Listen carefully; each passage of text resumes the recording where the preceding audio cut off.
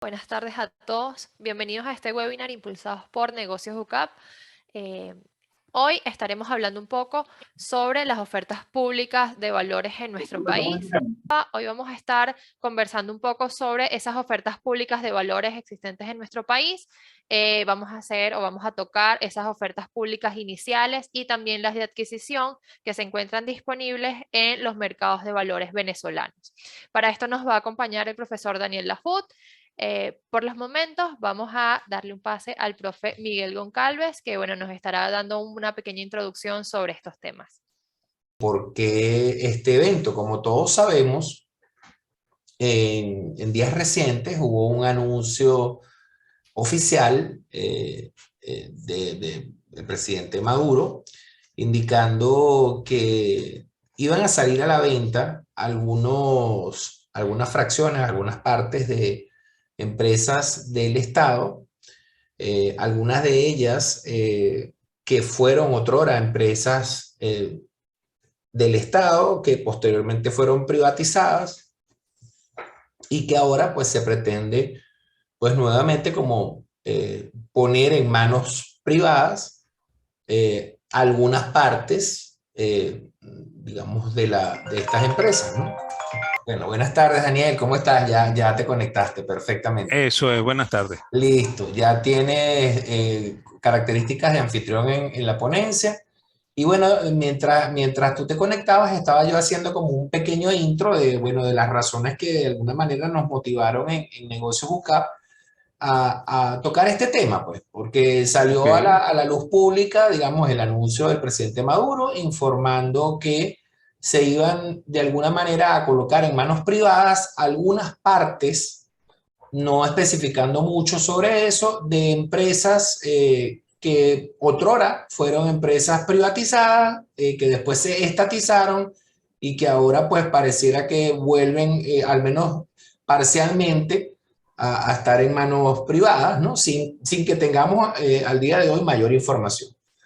En vista de, bueno, de esto, de este andar y desandar en el mercado financiero, pues quisimos ir, bueno, de la mano de un experto en el área como tú, que maneja la cátedra de mercados financieros en Negocios UCAP, un poco para, bueno, testear, sondear un poco tu opinión y tu percepción de este movimiento que se plantea ahora a los inversionistas venezolanos y extranjeros.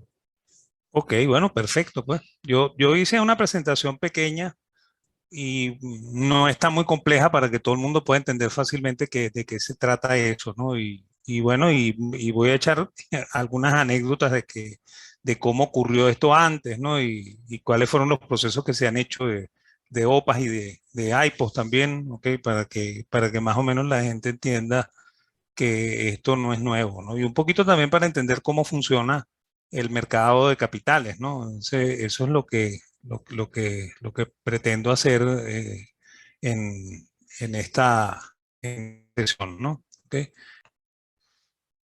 Bueno, a ver.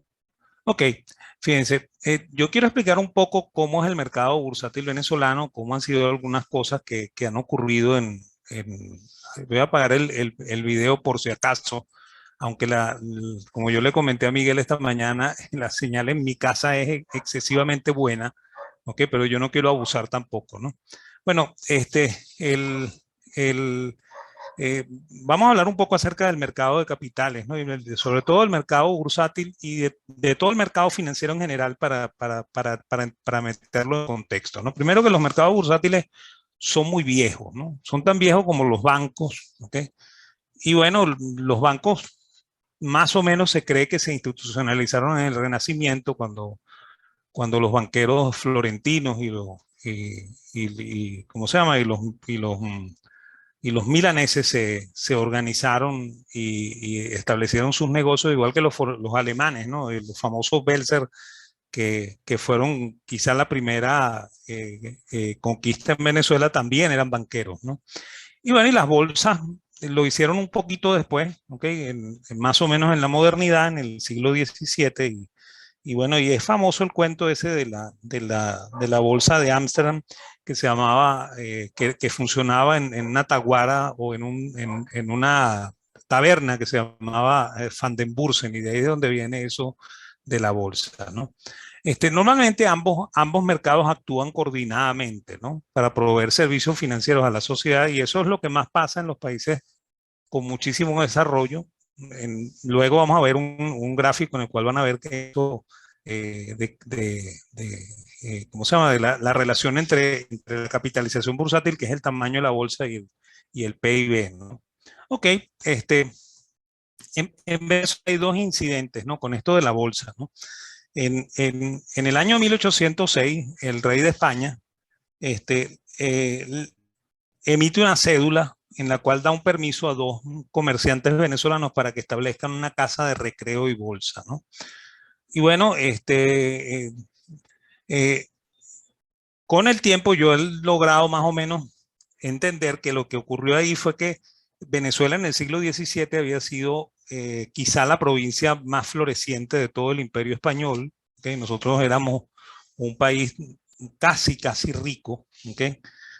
O mejor dicho, una provincia casi rica, ¿okay? Y de hecho, el rey da permiso para que se establezca esto, para que se hiciesen ahí las subastas, ¿no? Porque esa era la función original de las bolsas, ¿no? Un lugar para hacer subastas de cualquier tipo de mercancía, ¿no?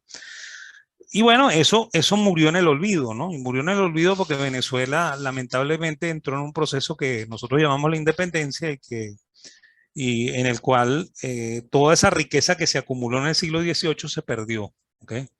Y bueno, pasamos un siglo XIX bastante tormentoso. Y bueno, y no es sino hasta el siglo XX cuando ya hay petróleo y cuando las empresas están empezando a florecer, porque eso también hay que decirlo, ¿no? Venezuela no tenía empresas muy importantes, ¿ok? Fundamentalmente eran casas de comercio y algunos bancos, los negocios importantes en el siglo XIX. Bueno, en el 47 nace la Bolsa de Valores de Caracas, ¿no? Y hay una cosa bien curiosa, ¿no? Esa bolsa le permiten funcionar y no tiene organismo regulador, ¿ok? O sea, originalmente la bolsa no tiene organismo regulador, no es como los bancos que cuando se fue a crear el Banco Central en el 40, para el año 38 crean la Superintendencia de Bancos, ya los bancos tenían mucho tramo andado, ¿ok? Pero le crearon ¿cómo se llama? El organismo regulador después de que ya existían y estaban bastante desarrollados, ¿no? Bueno, igual pasa con la bolsa, pues la bolsa nace en el 47 y su verdadero organismo de regulación es la junta directiva, ¿no? Y bueno, y funcionó casi sin ningún problema, pues. O sea, lo cual demuestra que la junta directiva supo hacer el trabajo de organismo, de ente regulador, ¿ok? Y bueno, y además de eso, actuaba en forma arbitral, ¿no? O sea, trataba de resolver los problemas como se resuelven entre comerciantes, tratando de poner de acuerdo a las dos partes que estaban en conflicto, ¿no? Y así funcionó hasta el 73. En el 73 es que por fin hay una ley de mercado de capitales en Venezuela, y con esa ley se crea un organismo regulador que se llamó Comisión Nacional de Valores, y que después se convirtió en la SUNAVAL, ¿okay? La Superintendencia Nacional de Valores, ¿okay? Y como comento ahí, antes el mercado se autorregulaba y funcionaba muy bien, ¿okay? Y bueno, y su organismo regulador era la Junta Directiva de la Bolsa, ¿okay? Lo cual quiere decir que los mercados pueden funcionar solos, ¿no? ¿Okay? Eso lo dejo ahí a beneficio de inventario, ¿no? Y bueno, y la bolsa, la junta directiva nunca perdió esa función de regulación, ¿okay? Todavía la ejecuta, ¿okay? Y de hecho esa es la razón por la cual cuando una empresa se inscribe en la bolsa, tiene que pasar por el proceso primero en la SUNAVAL, hacer un registro en la SUNAVAL y después hacer un registro en la bolsa, ¿okay? Casi de la misma, del mismo tamaño de expediente en un lado y en el otro, ¿no? Porque en la junta directiva, como comento, no ha perdido esa función reguladora, ¿no? Es más, la preserva afortunadamente, ¿okay? Bueno, hay otra cosa que yo quiero dejar bien claro, ¿ok? Porque aquí en Venezuela nosotros tenemos la particularidad de pensar que el gobierno es lo más grande, y se nos olvida que el sector privado aunque no es tan grande, es muy importante, ¿ok? Y los países se desarrollan más por ese lado que por el lado del gobierno, ¿no? Entonces, el verdadero nombre de una empresa que cotiza en bolsa es pública, ¿ok? O sea, se llama una empresa pública a aquella que cotiza en una bolsa, ¿ok? No a una empresa del sector público, como dicen aquí, ¿ok? Y las empresas privadas, ¿ok? Que no cotizan, ¿ok? Son las que se llaman privadas, ¿ok? Porque su capital está cerrado, ¿no? Entonces nadie puede entrar y comprar de su cuenta acciones de esa compañía porque eso no está inscrito en bolsa, ¿no? Y bueno, y ahí podríamos poner, mira, ¿cuál es privada de verdad en Venezuela? Polar, ¿ok? Polar no cotiza en bolsa, ¿ok?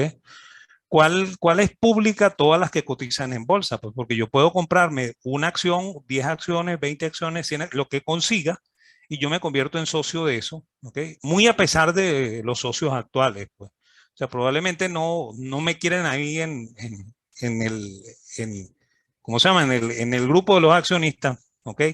Pero me tienen porque yo compré acciones de esta empresa, ¿no? ¿Ok? Y las empresas del gobierno deberían de llamarse así, empresas del gobierno, ¿ok? Por lo cual, aquí en Venezuela nosotros las llamamos públicas y de verdad eso no es una empresa pública, es una empresa más bien privada, ¿no? ¿Ok? Sin embargo, hay una cosa que es bien particular, ¿no? Cuando se nacionalizó CanTV y se nacionalizó también el Banco de Venezuela, hubo gente que no vendió sus acciones, ¿ok? Porque el gobierno compró las acciones de CanTV y compró las acciones del Banco de Venezuela. Entonces hay gente que hoy en día sigue siendo accionista del Banco de Venezuela y sigue siendo accionista de CanTV, ¿ok? Porque nunca le vendió las acciones al gobierno, ¿no? O sea que esas empresas no son totalmente del gobierno, siempre han tenido una porción de capital que le pertenece a gente del sector privado, ¿ok? Y un poco para ponernos en contexto, ¿ok? Si nosotros vemos al mercado financiero, el mercado financiero es así, ¿ok? Y fíjense que esta parte, que es la que no se ve, es lo que se llama mercado de capitales primarios, ¿no? ¿Okay? Y esta parte tampoco se ve mucho, es el mercado secundario fuera de bolsa, ¿ok? Que también existe en Venezuela y que tiene mucho volumen, ¿ok? Lo que pasa es que no se puede cuantificar porque no tiene una institución en la cual se hagan las operaciones y se puedan medir, ¿no? ¿Ok? Y bueno, y el mercado bursátil es este circulito que yo pongo aquí, ¿ok? Que está mucho más resaltado para destacar que efectivamente ese mercado sí es el que cuenta, ¿ok? Pero ese mercado es como el pico de un iceberg, ¿no? O sea, la puntica de un iceberg, ¿ok? Es el mercado bursátil. Y bueno, y eso demuestra que probablemente el mercado de capitales venezolanos es mucho más grande que la bolsa, ¿ok? Sin embargo, la parte que se ve es esa, ¿no? Y la parte que se puede cuantificar porque es la parte que lleva estadísticas acerca de volúmenes, precios, etcétera, etcétera, ¿no? Aquí en el mercado secundario fuera de bolsa no hay mucha estadística, ¿ok?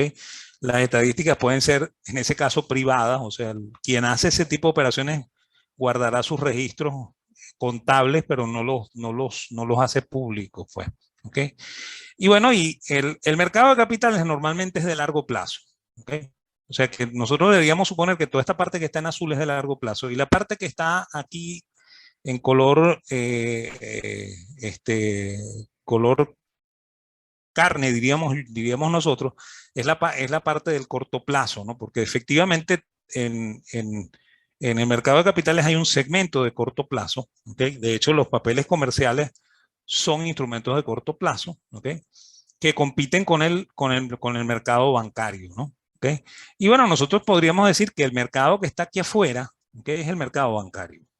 ¿Okay? O sea que en este segmento es donde ellos compiten, ¿no? Porque pues, obviamente cuando una empresa emite papel comercial, está dejando de emitir, o sea, de solicitar créditos en el sector bancario, ¿ok? Y por eso compite con el sector bancario.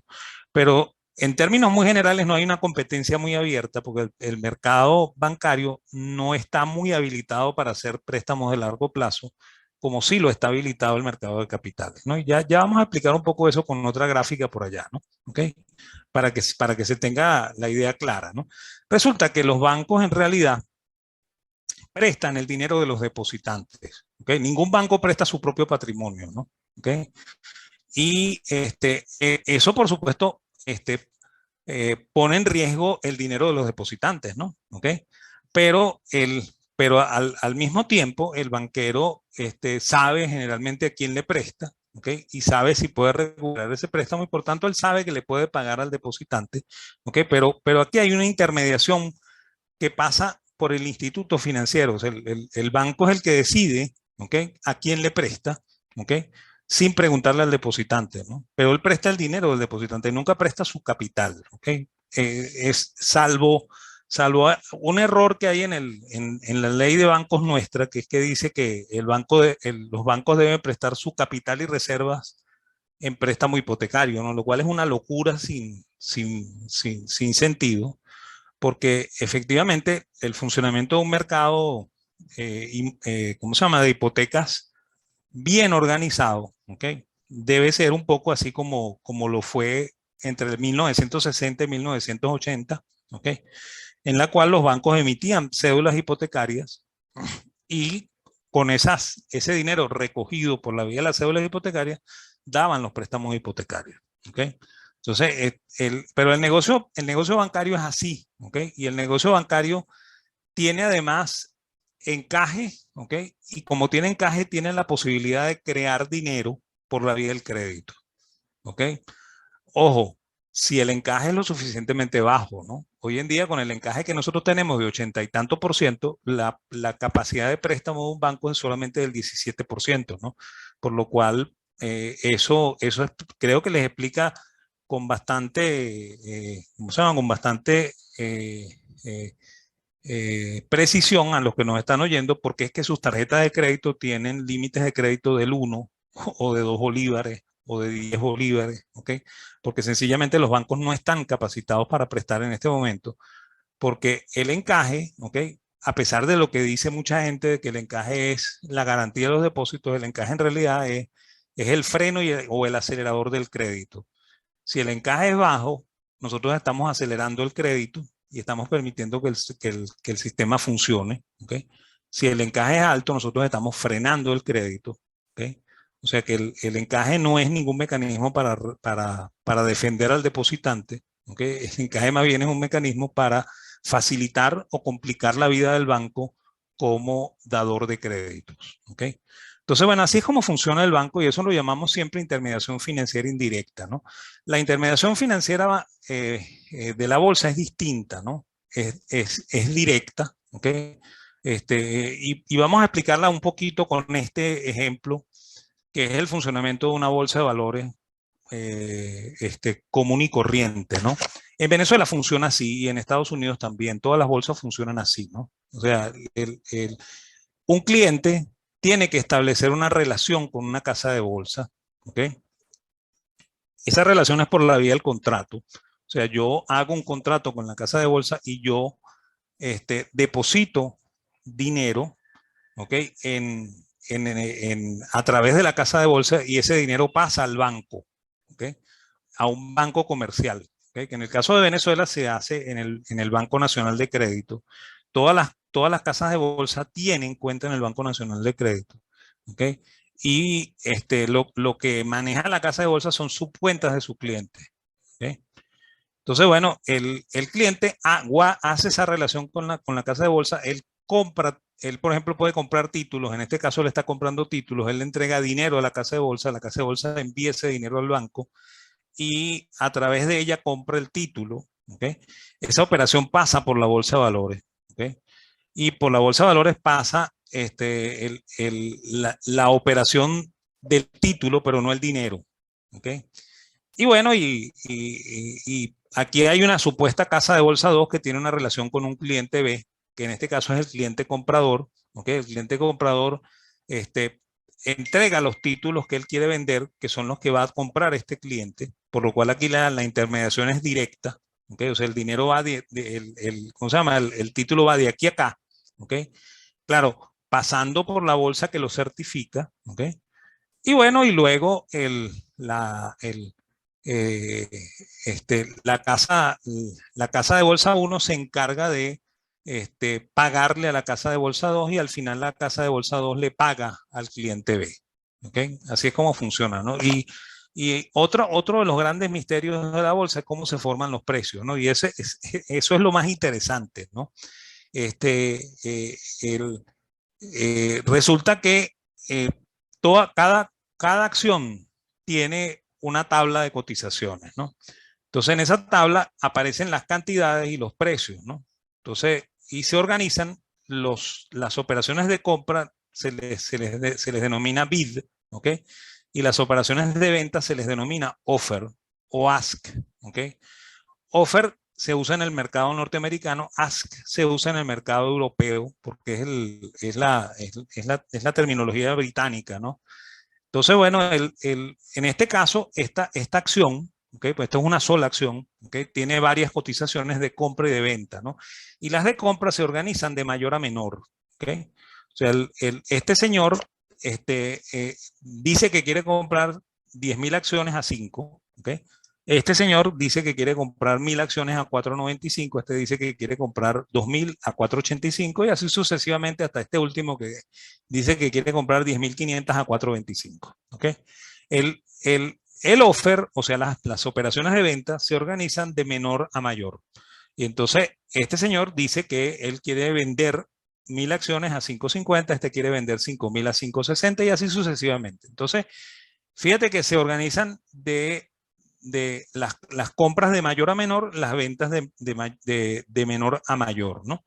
Y bueno, y estos que están aquí son los que se llaman marginales, ¿ok? La palabra marginal, ¿ok? Que usamos los economistas, viene de aquí, ¿ok? Este es el comprador del borde y este es el vendedor del borde.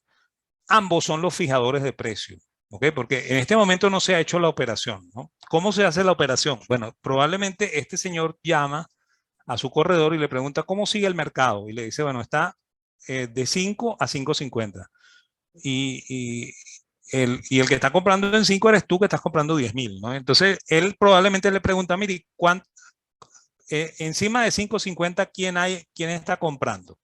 Dice, bueno, hay un señor vendiendo 5 a 5.60, hay otro señor vendiendo 1.800 a 5.70, hay otro señor vendiendo 2.000 a 5.85. Entonces él es el que puede decirle al corredor, bueno, compra todo eso, ¿ok? Hasta que llegues a 10.000.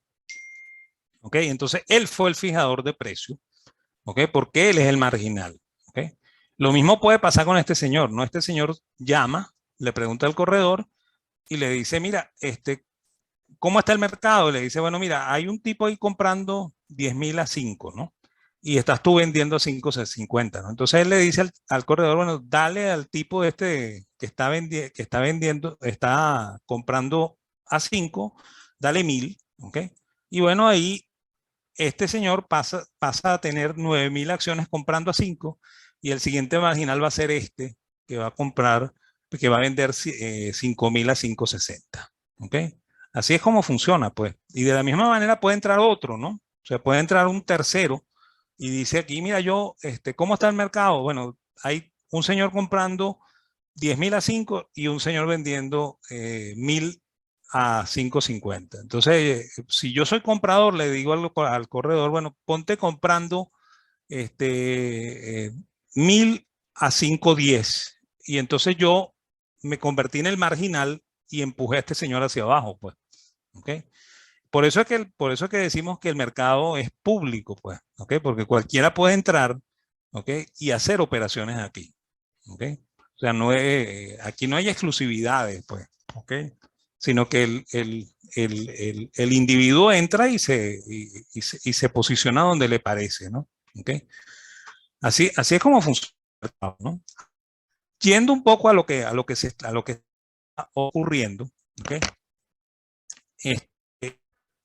Se nos habla de la posibilidad de vender pedazos de las acciones de CanTV y de otras empresas que el gobierno tiene hoy en día bajo su administración, ¿no? Entonces, bueno, algunas de ellas son, por ejemplo, una oferta pública inicial, ¿no? Y oferta pública inicial es cuando la empresa emite acciones nuevas para que nuevos accionistas entren a formar parte del capital de la empresa, ¿no? Y eso se hizo en Venezuela. Quizá la más vieja que yo recuerdo es la del venezolano de crédito en 1925, ¿no? Que yo lo reseñé en mi tesis doctoral. El señor Pérez Dupuy invitó a un grupo de personas a su casa, les presentó el proyecto, ¿ok? Y esas personas decidieron ser socios del Banco Venezolano de Crédito, pues, ¿ok? Eso es una IPO, ¿ok? El otro IPO famoso es el del Banco Central de Venezuela, ¿no? 1940, ¿ok? En la época de López Contreras, casi llegando al gobierno de Medina, se decide crear el Banco Central, y el Banco Central se creó como una empresa mixta, ¿ok? El gobierno tenía el 30, bueno, originalmente el gobierno iba a tener el 40. El gobierno decidió bajar su participación a 30 porque hubo mucha demanda, ¿ok? O sea, los venezolanos estaban ansiosos de ser accionistas del Banco Central de Venezuela. Y bueno, y esa fue una IPO famosa, pues, ¿ok? O sea, incluso antes de que existiera la Bolsa de Caracas, ¿no? Ok, casos más recientes, miren, en los 90 Sudantex, ok, Benprecar, Fondo de Valores Inmobiliarios, que lo hizo 2 veces, en los 90 y lo hizo ahorita en el 2020, ¿no? Gintex en el 95, Calox, que lo hizo recientemente en el 2020, ok. Ahí no está Ron Santa Teresa, ok, que lo hizo también ya en el siglo XXI, ok. Y de acuerdo a lo esperado, parece que CanTV va a salir con una OPI, ¿no? Porque ellos están pidiendo autorización para emitir acciones nuevas, ¿ok? No para vender las acciones que tiene el gobierno, sino para emitir acciones nuevas. Eso es una OPI, eso no es una, ¿cómo se llama? No es una OPA, ¿no? ¿Ok? Bueno, ¿cómo funciona eso? Miren, en ese caso, quien compra le entrega dinero directamente a la empresa, ¿ok? Y recibe acciones nuevas directamente de la empresa, pues, ¿ok? Entonces ese dinero sí sirve, ¿ok? Para los planes de la empresa, ¿no? Entonces, un poquito lo explico aquí. La empresa puede utilizar esos fondos para pagar deuda, si es que la tiene, para una nueva inversión, si es que la quiere hacer, ¿ok? Pero normalmente, ¿ok? Y eso es lo que debería ocurrir en estos casos, normalmente hay una emisión de un prospecto, ¿no? O sea, la empresa que está haciendo su oferta emite un prospecto. En ese prospecto se incluyen los balances auditados con las notas, ¿okay? Balances históricos, a costo histórico y ajustado, ¿okay? Para que el inversionista pueda ver qué es lo que está comprando, ¿okay? Una descripción bastante detallada de los negocios que posee la empresa, porque una de las cosas que uno tiene que hacer cuando uno va a valorar esto es determinar en qué negocios está metido para poder saber cuánto de verdad vale esa empresa, ¿no? Las acciones no, o sea, no valen lo que les da la gana, sino que la acción puede tener un valor, ¿ok? Y ese valor está reflejado en los diferentes negocios y proyectos que tiene la empresa, ¿no? Y bueno, y por supuesto, hay también que hacer una descripción detallada de los compromisos que tiene la empresa, ¿ok? Porque eso redunda en el valor de las acciones, y una exposición de qué es lo que se va a hacer con los recursos de la emisión, ¿ok? O sea, eso es lo que normalmente se hace cuando una empresa hace una IPO de estas, ¿no? El otro mecanismo es lo que se llama una OPA, ¿ok? Que es una oferta pública de adquisición, ¿no? Y aquí el panorama cambia un poco, ¿ok? Aquí en el mercado secundario, ¿ok? Un accionista, que puede ser el gobierno o un grupo de accionistas, ¿ok? Vende su capital a otras personas de acuerdo a un precio, ¿ok? Y por un determinado periodo, ¿no? Normalmente la OPA sale publicada, bien sea si es la empresa o sea, si es algún accionista que lo está ofreciendo, ¿okay? Él dice, yo quiero vender mis acciones a tal precio, o si es un accionista que lo quiere comprar, dice, yo quiero comprar acciones, por ejemplo, de Electricidad de Caracas, ¿no? Que fue lo que ocurrió cuando AES compró la Electricidad de Caracas, ¿no? Eso fue una OPA, ¿ok? Entonces, bueno, aquí también ha habido algo de esto, ¿no? ¿Ok? Yo estoy poniendo ahí los casos de CanTV, ¿ok? Porque las dos privatizaciones que se hicieron de CanTV en los 90 se hicieron porque el gobierno vendió parte de su negocio, ¿ok? No se emitieron acciones nuevas, ¿okay? Por lo cual no es primario, sino que es secundario. Esas acciones ya existían, el gobierno las vendió, ¿okay? Entonces eso es una OPA, ¿no? ¿Okay? Yo comenté, bueno, casi todas las privatizaciones que han ocurrido en Venezuela son OPAs, ¿okay? Y bueno, y también fue OPA, por ejemplo, la compra que hizo AES de las acciones de Electricidad de Caracas, ¿no? ¿Okay? Y en el caso del Banco de Venezuela parece que esto va por esta vía, ¿okay? Pues parece que por lo que se escucha, es más, tengo entendido que hoy se decidió por fin, yo tengo que leer prensa a ver qué fue lo que pasó ahí de verdad, pero efectivamente lo que se anunciaba al parecer era vender acciones que ya existían, ¿okay? Entonces, bueno, como el vendedor no es la empresa, ¿okay? El vendedor es un inversionista, entonces el inversionista que posee las acciones, ¿okay? Las vende y recibe los fondos, ¿okay? Y el inversionista que compra, paga las acciones, ¿okay? Y se lleva sus acciones, ¿no? ¿Okay? Así es como funciona, ¿no?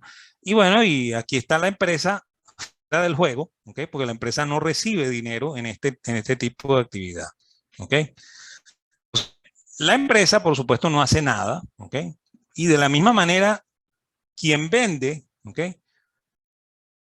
Debe producir, porque en el caso en el cual se vende, él debe producir y difundir un prospecto de emisión, ¿okay? Igualito que el de la OPI, ¿okay? Y debe detallar balance auditado, descripción de los negocios, descripción de los compromisos, ¿okay?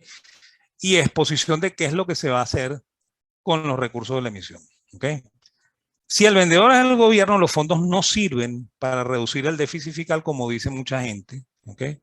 Y yo voy a poner un ejemplo de eso, ¿no?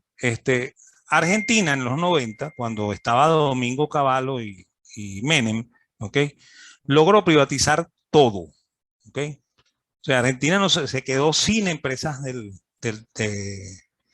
gobierno, ¿ok? Es recientemente con el gobierno de los Kirchner que se reestatizaron algunas empresas, pero ellos lo vendieron todo, ¿no? ¿Okay? Y ahí hay una anécdota que no se cuenta mucho, ¿no? Cuando Cavallo fue la primera vez en los 90 a Europa y se reunió con el Club de París, él prometió que él iba a privatizar todo y que iba a reducir el déficit de 25 puntos al producto a cero. ¿Okay? Y bueno, cuando se les da la crisis a ellos en el 94, él vuelve otra vez a Europa, se vuelve a reunir con la gente del Club de París y él les dice que él está pidiendo fondos porque quiere reducir el déficit de 25 puntos del producto a cero. Y entonces los señores del Club de París le dijeron, mira, vale, pero tú hace 4 años viniste por aquí diciéndonos que tú ibas a privatizarlo todo, ¿okay? Y que ibas a bajar el déficit de 25 puntos del producto a cero. ¿Okay? Ahora vuelves diciendo que privatizaste todo, que fue un éxito, pero no has bajado tu déficit, ¿ok? Y vienes a pedirnos plata para bajar el déficit. Entonces, lo siento, pero para no hay plata, ¿no? Y ahí comenzó una de las tantas crisis argentinas, ¿ok? Y esto lo digo porque, bueno, por supuesto tú puedes usar los fondos para pagar el déficit de este año, ¿no? ¿Ok? Pero tú no reduces tu gasto público, ¿ok? El impacto no se da, ¿ok?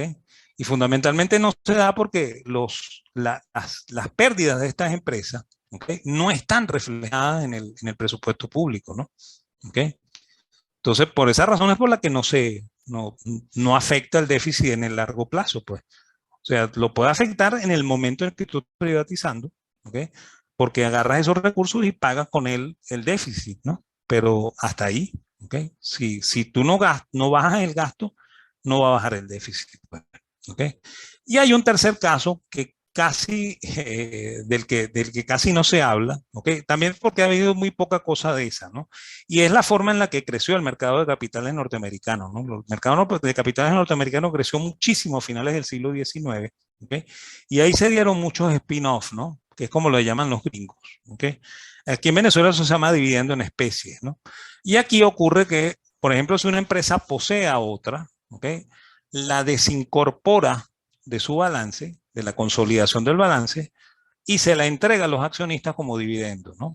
¿Ok? Y entonces ahí puede haber una separación parcial o total, ¿ok? Por lo cual se pueden ampliar puestos de trabajo si la separación es total, ¿ok? Y bueno, y se amplían las posibilidades de inversión porque yo estoy añadiendo una empresa más al mercado, ¿no? Y un caso de eso fue Benaceta en el 92.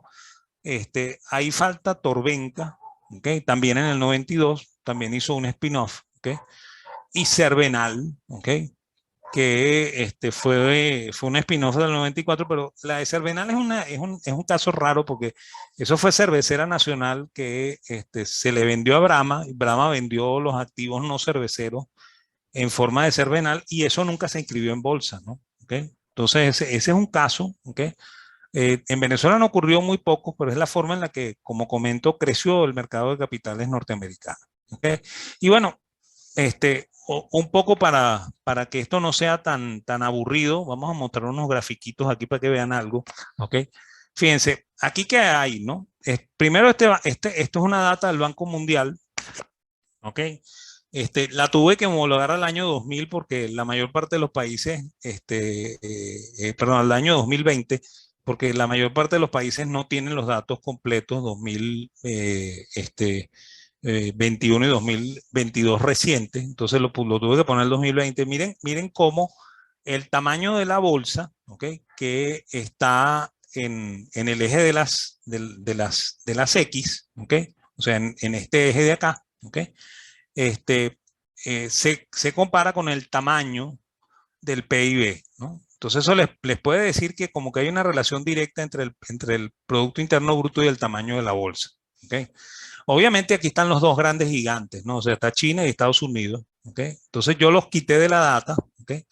Para que, para ver qué aparecía, ¿okay? Y por supuesto aparecen los países más desarrollados, ¿okay?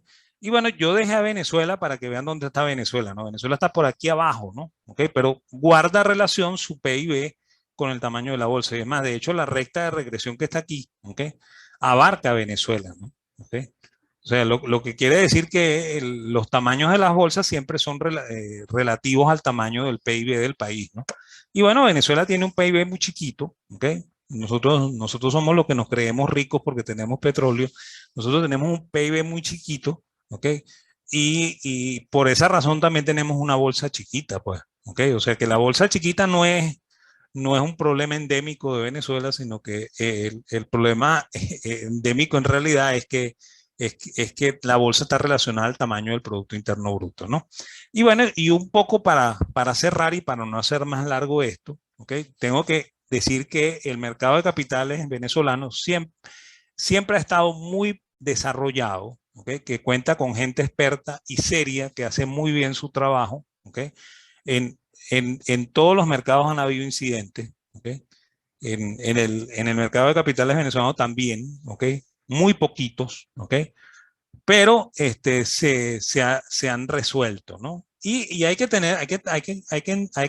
entender una cosa, ¿no? Cuando la gente compra acciones, ¿ok? El dinero no está en la casa de bolsa, ¿no? El dinero lo tiene el otro inversionista que le vendió a uno las acciones, ¿no? Y uno tiene las acciones, ¿ok? Entonces ahí no hay pérdidas que llorar, ¿ok? A menos que, por supuesto, la empresa quiebre, ¿no? ¿Ok? Que eso ya es otra cosa, ¿no? ¿Ok?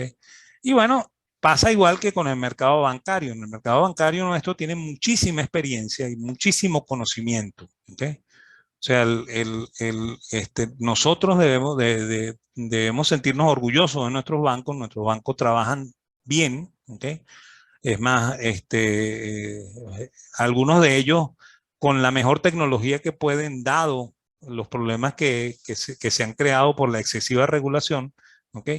Y bueno, hace falta mucho más incentivo, ¿ok? Y eso lo que significa es menos intervención del gobierno, menos impuestos, ¿ok? Que se permita actuar a los bancos, que se permita actuar a las casas de bolsa y a las compañías de seguro, cada uno en su ámbito, para que, por supuesto, las empresas salgan beneficiadas, las personas salgan beneficiadas, ¿ok? Y bueno, y la SOPA y la SOPI, ¿ok? Son necesarias, sobre todo la SOPI, ¿ok? Porque son aquellas que añaden capital nuevo al negocio, ¿ok? Y deberían ser muy frecuentes, ¿ok?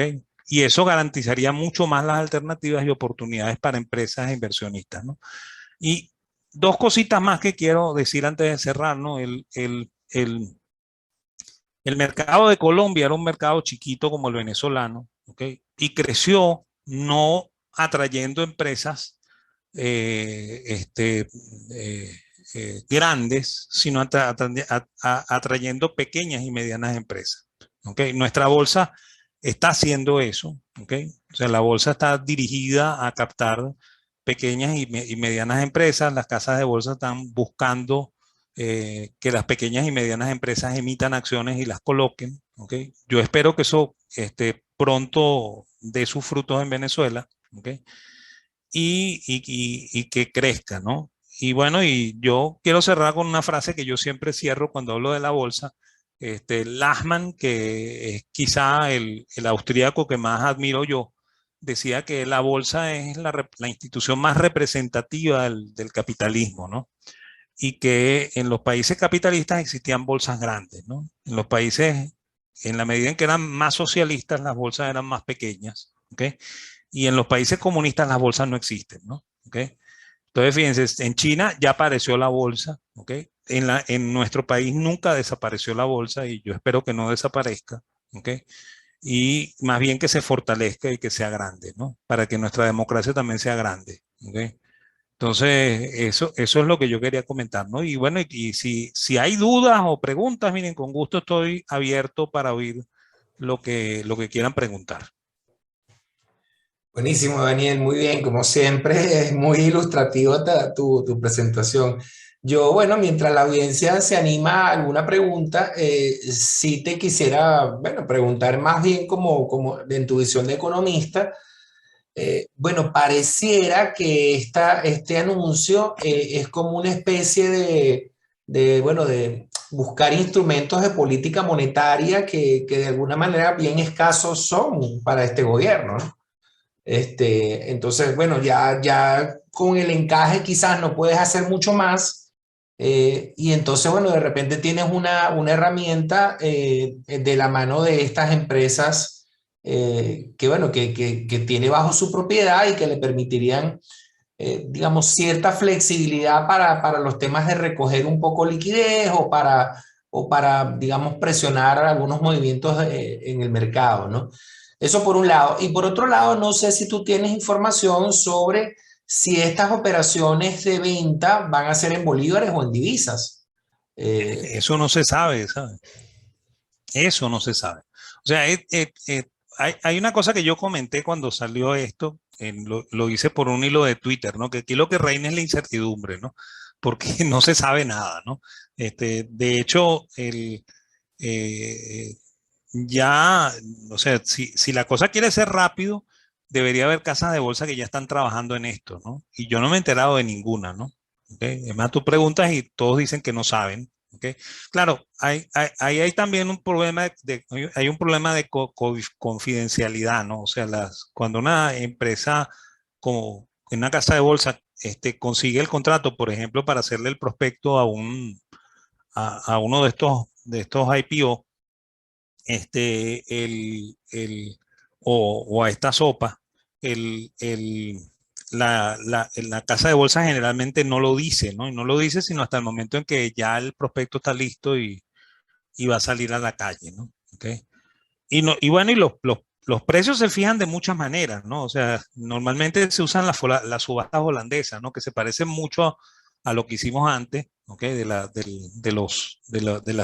compras y las ventas, o sea, se llama a los inversionistas y se les dice, mire, vamos a vender tantas acciones, ¿cuánto pagaría usted, no? Y entonces se toma todas las ofertas por debajo de un precio límite, ¿okay?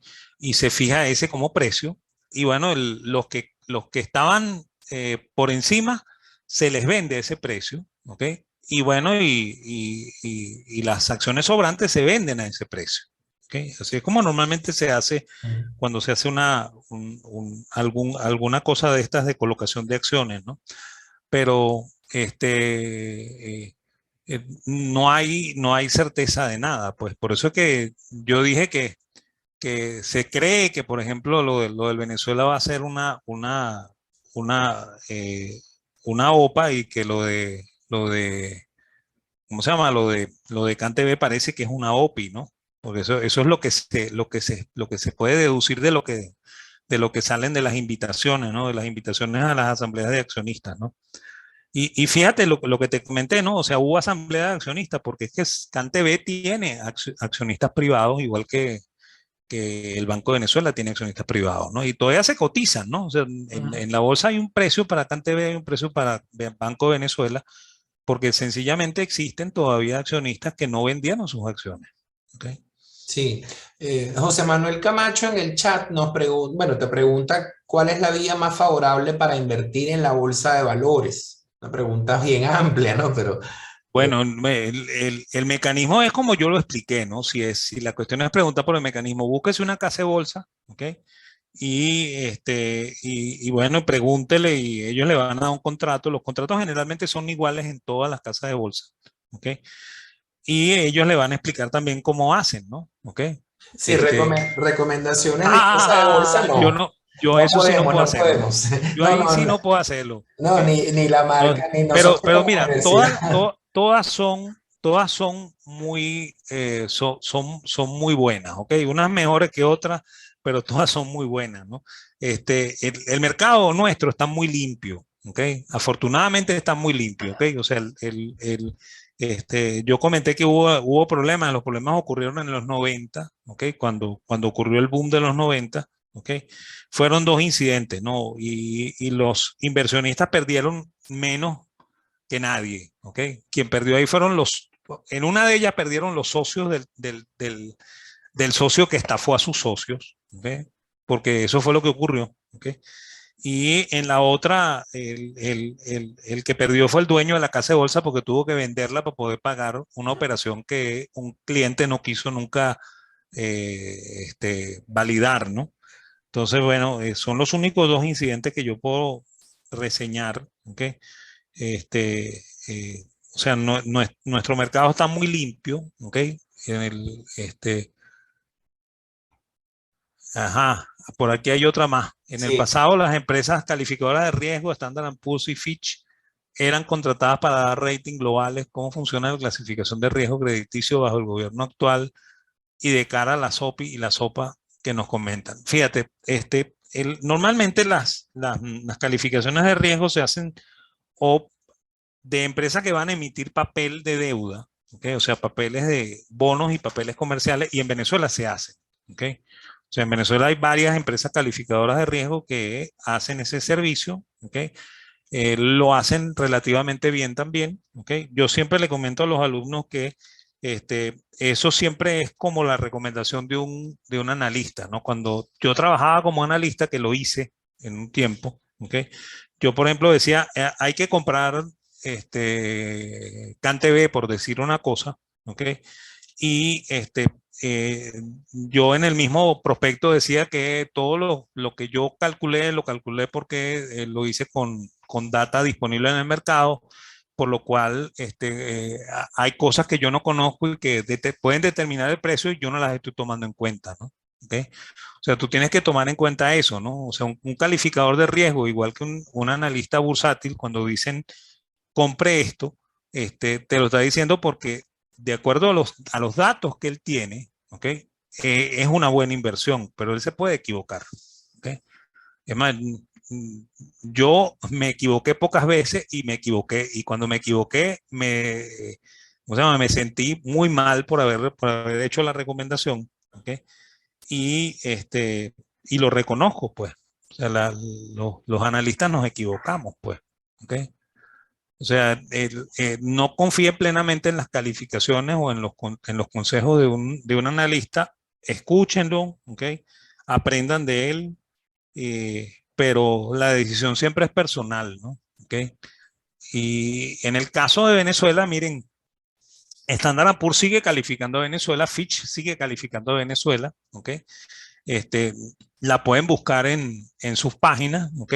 Lamentablemente Venezuela es D, ¿ok? Porque está en default, ¿ok? Desde el año 2017, ¿ok? Entonces, no hay otra calificación posible para Venezuela hasta que Venezuela no comience a pagar otra vez deuda, ¿no? ¿Ok?